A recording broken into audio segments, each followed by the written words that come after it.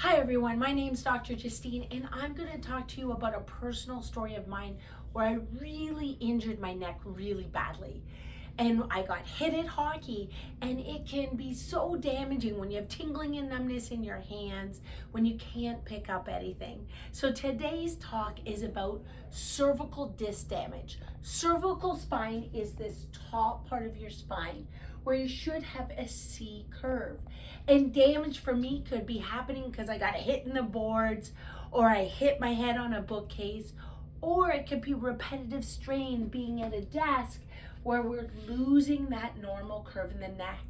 The nerves in your neck might affect things like focus and moods and headaches, your ears, your sinuses, your thyroid, and those nerves also affect the brachial plexus that go down into your arms and your hands.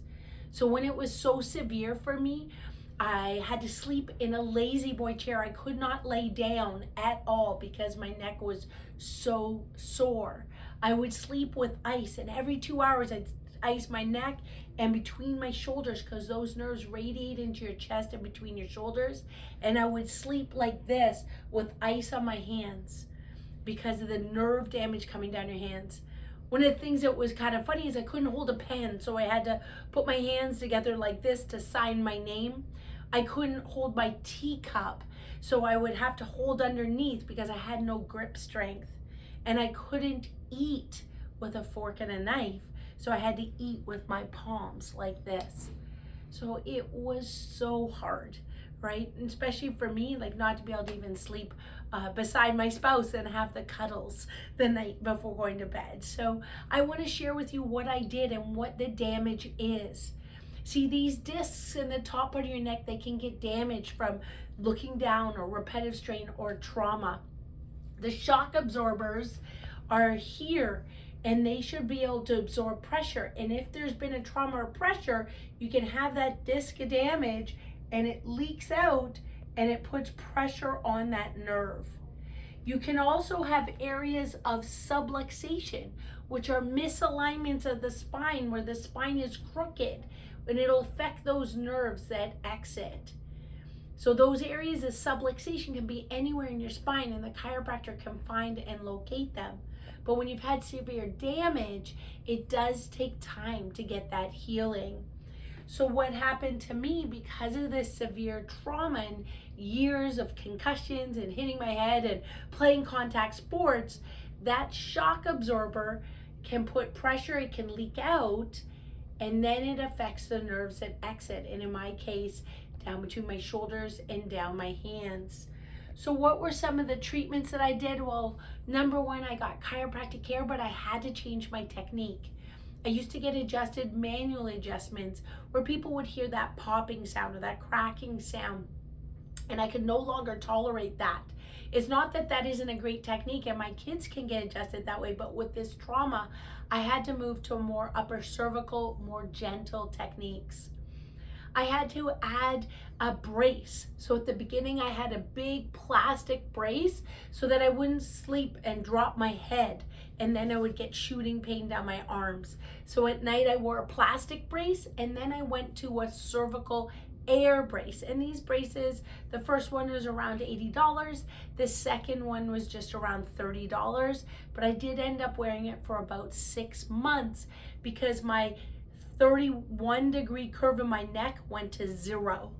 Good news is at the end of 6 months, I was able to get it back to 32 degrees. So you can change it and get better.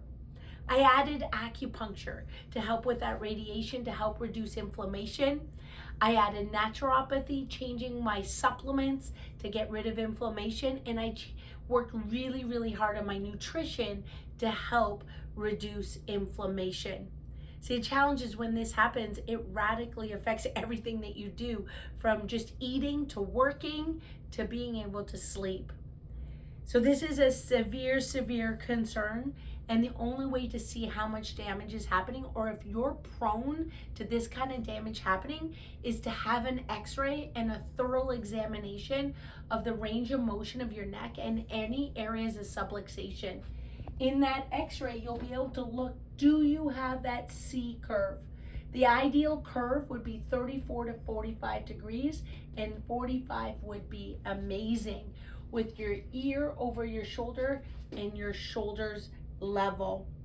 So like I said, this did take a lot of time, but the great news now is after doing all of those treatments as well as adding night splints, I no longer need any of those braces, any of that icing, and I'm able to be back to contact sports, playing hockey, back to full-time work, and nothing being restricted, and so can you.